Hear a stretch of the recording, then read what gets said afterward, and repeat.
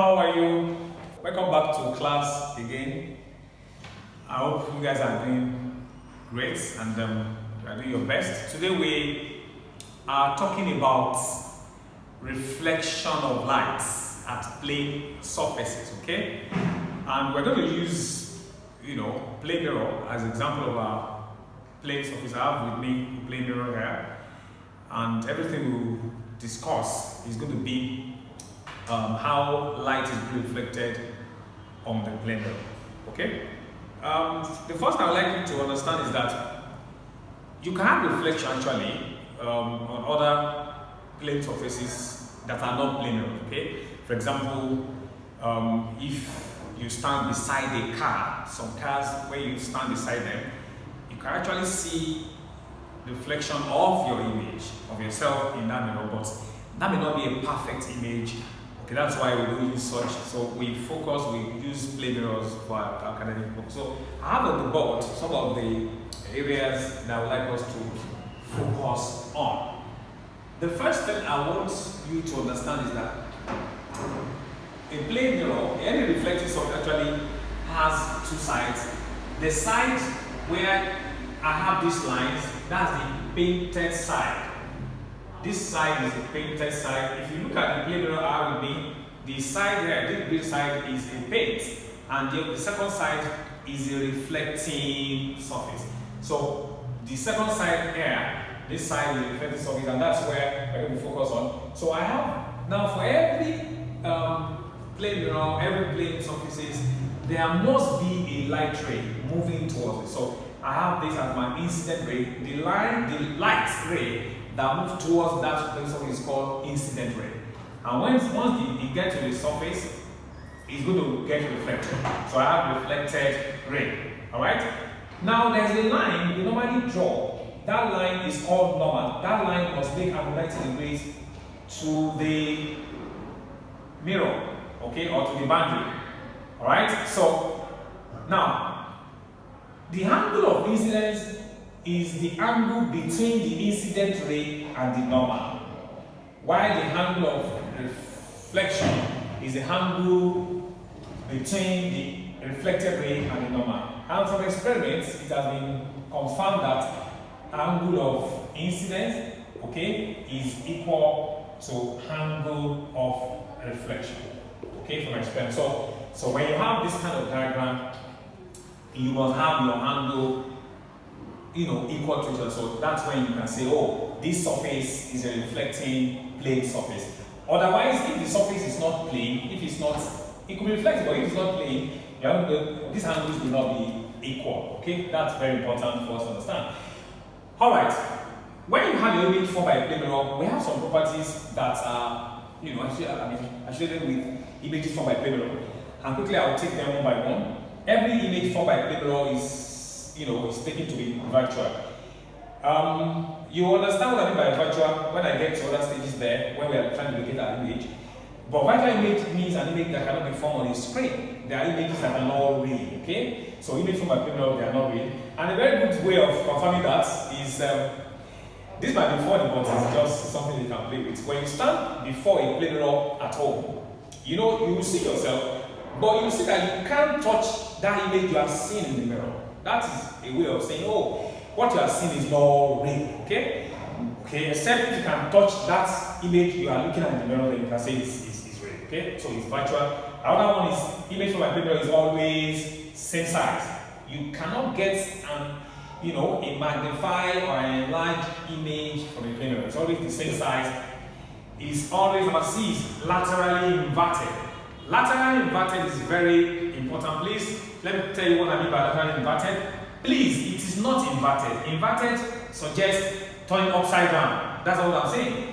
Laterally inverted means it's flipped over. For example, if I have this as my object and I have my plane mirror somewhere here, the image will look like this. Okay? I'm sure you know that this is not F. So we say the image is laterally inverted. It's like you flip through, okay? So that would be laterally inverted, right? Then the image is always the same distance behind the mirror as the object is before the mirror. For example, if this is my, look at what I just showed to you now, this is my object. When I measure the distance of this object from the plane mirror, let's pretend that it is 2 centimeters. The image must always be a distance 2 centimeters behind the mirror. That's so always the same size. And for plane mirror, the image is always upright. You can't, if the object is standing this way, the image will always also stand this way. If the object is upside down this way, image also, so it's always the same position that the object takes. That's what the image also, so it's always upright. Okay, so that's are the 5 properties of plane mirror. Quickly, we can have a situation where we have, plane mirrors inclined. Inclined means placed at angle to each other. So we take 2 of them. If you have 2 mirrors placed at angle to each other, and I have that on the board, now now we use this as our object, this red mark as our object. Based on what we said about the properties, you observe that because I have mirror 1 and mirror 2, this I1 is image formed by mirror 1, while I have I2 formed by image formed by mirror 2. Now, if you observe, when you look into mirror 1, you will see the image of mirror 2. Okay?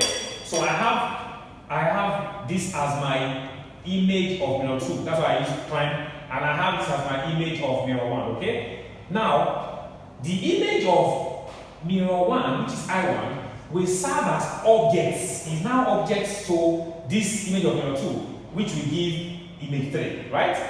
The image of mirror 2, which is this, will serve as object to image of mirror 1, which also give us an object, image I3. So I will have 2 images here, but they will overlap. Let me tell you what I'm trying to say. They overlap. You can see I have 10 fingers, but if I do my hand this way and I face you, you can only count 5. Because the 5 fingers they overlap, okay? That's what will happen here. The images will overlap, so you can only see 1. Therefore, if you count the images formed, when images are 2 mirrors are placed at the base, you have 1, you have 2, you have 3. So when you have 2 mirrors at the base, the number of images formed will be 3, and this can be confirmed with this equation here. Number of images formed by 2 mirrors at an incline will be 360 divided by theta. Theta is the angle between the mirrors. In this place, we have the base. So you have 360 divided by 90, which is 4. 4 minus 1 will give us 3. So this is confirmed, okay? And you can use this to confirm all every time you play with images and incline. Now, the second situation is when you have 2 mirrors standing, facing each other. You see, look at the time when you go to a barbing salon, to where you make your hair. Now, you observe that, for example, I have them, just look at this. I have my 2 mirrors placed this way. Now, the object is at the center. Remember, we said something like the image will always be at the same distance behind the mirror. So, if this is my first object, the image of this is going to be this, alright? So, if this is my object, I have this as my image formed by mirror 2, and at the same time, I have this as my image formed by mirror 1. Now, this image will now serve as object. Distance from this image to this mirror will be x. This is x, this is another x. Distance so to be 2x1 plus x2. So this image, which is now object to this mirror, is at the distance of 2x1 plus x2. Therefore, it's going to produce another image I3 at a distance of 2x1 plus x2 behind mirror 2. Alright? That's the third image. Then, going back to this mirror as well, this mirror will also have this image. Its own image will also be formed at a distance of 2x1 plus 2x2. What I'm trying to say is, that's how the image will be formed. One image serves as object to the next one. So, in this case, you can't count the number of images. That's why when you sit down in the barbing salon, look at the mirror, there's one behind you, there's one before you, you begin to see yourself, in a way that is unending. Alright? So we say the images form when 2 mirrors are placed parallel to each other, we have infinity images, meaning that the number of images that we cannot count. The last thing we talk about before we end is how to locate image by plane mirror. Very simple. What we just do is we apply what we have discussed at the beginning of this discussion. I have this as my image, this arrow head object as my image. As my object. This is my object. So if this is my object, I'm going to locate the image, I'm going to project 2 rays of light from the edge of this object. Now this is my first ray, making contact with the mirror here. As you can see, I have angle of incident I1 and R1, the ray reflected. And from the same point, another ray was projected, and of course, angle of incident I2 and R2. Now, if you look at it closely, these 2 rays, the way they are going, widen out, they are not going to meet. So to make them to meet, the only thing I can do is to project them back. So I project it back into the mirror. In doing that, because what is behind the mirror is not real rays of light. So I use dotted lines. Now my dotted lines projected back, they meet somewhere at this place. Now where they meet is a replica of what I have for the object. So where they meet represents the image point. So this is the edge of the object, so this will be the head of the image, and the same shape is, so this is now the image, this is how the image is being located behind the prism, okay? So this is some of those things I would like you to look at. So I expect that you pay attention to all this and make necessary clarification from your textbook. I see you another time. Thank you very much and have a blessed day. Bye for now.